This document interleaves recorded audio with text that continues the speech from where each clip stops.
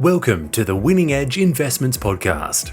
Winning Edge Investments provides industry-leading horse racing and sports betting tips, ratings and education, enabling you to invest intelligently and treat your betting like a business. Go to www.winningedgeinvestments.com to learn more about how you can start to supercharge your betting bank immediately. Treat your betting like a business and invest intelligently with Winning Edge Investments. On SEN Track, Giddy Up with Gareth Hall.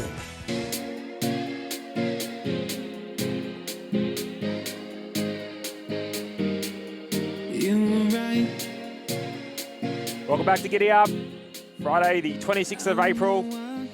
Some big racing ahead this weekend. Who better to get on than Dean Evans, Winning Edge Investments. Start betting like a professional. Good morning, Dean. Morning, Mick. How are you, mate? Yeah, doing very well, mate. A big card of racing down at Morphettville. Let's turn our focus to these Group 1s. Let's kick off with the Australasian Oaks.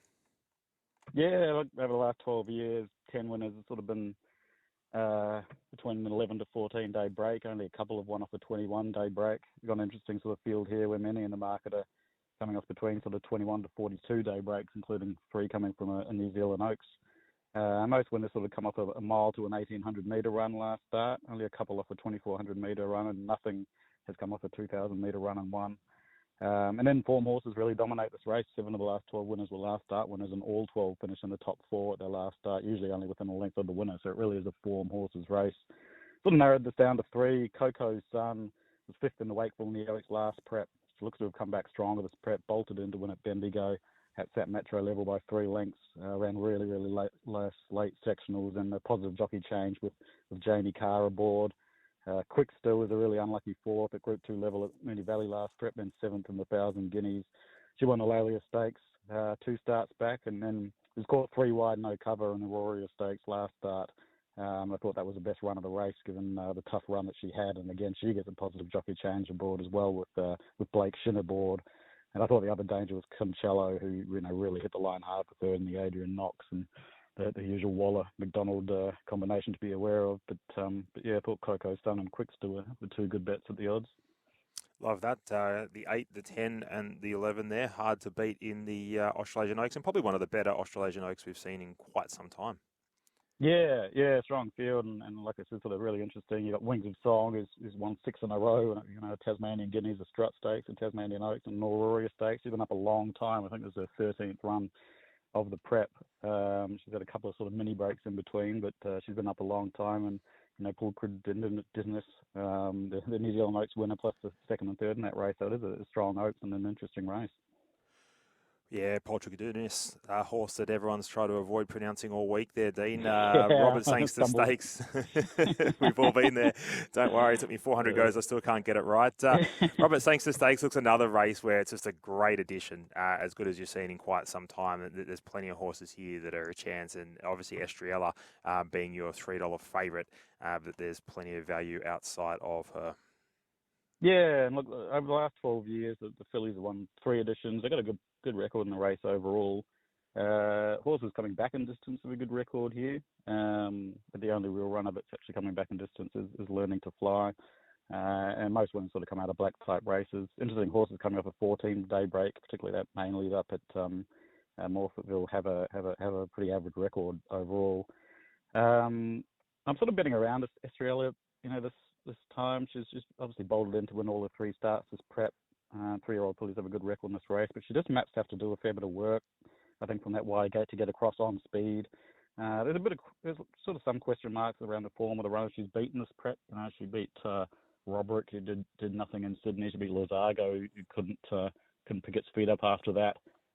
She beat Arkansas Kid, who sort of ran 5th in Sydney. So she's obviously beaten them quite nicely, but I just think she's got to do a bit of work here. She's a filly, I think, who's going to win Group 1 races, but just whether this one's going to come up too soon. I think at the price, I'm betting around her. But I Am Me just had the obvious form, 3rd to Imperatrice first up, 2nd in the Manicato and the Sir Rupert Clark Stakes, and her 2 runs prior. She's a high-quality Group 1 mare, has the class, and she maps well. She could lead quite easily on her ear here, or take a trail if something wants to come across like Estriella. But she's got the inside draw, and I think I Am Me is going to be very hard to beat. Zapateo was third in this race last year as the favourite.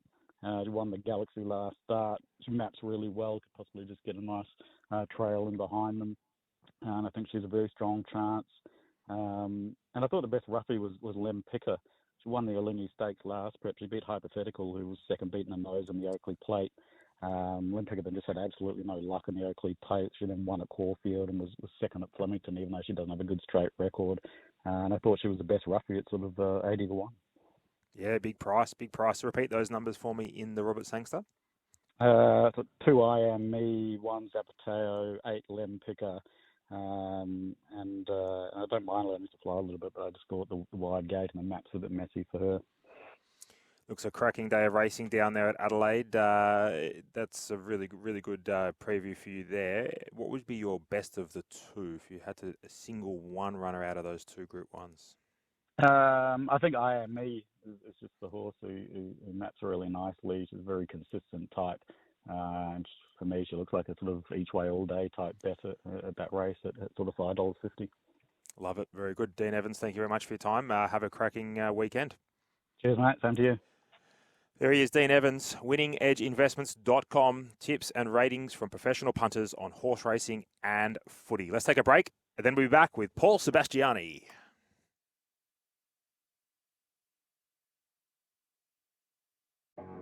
Welcome to the Winning Edge Investments podcast. Winning Edge Investments provides industry-leading horse racing and sports betting tips, ratings and education, enabling you to invest intelligently and treat your betting like a business. Go to www.winningedgeinvestments.com to learn more about how you can start to supercharge your betting bank immediately. Treat your betting like a business and invest intelligently with Winning Edge Investments.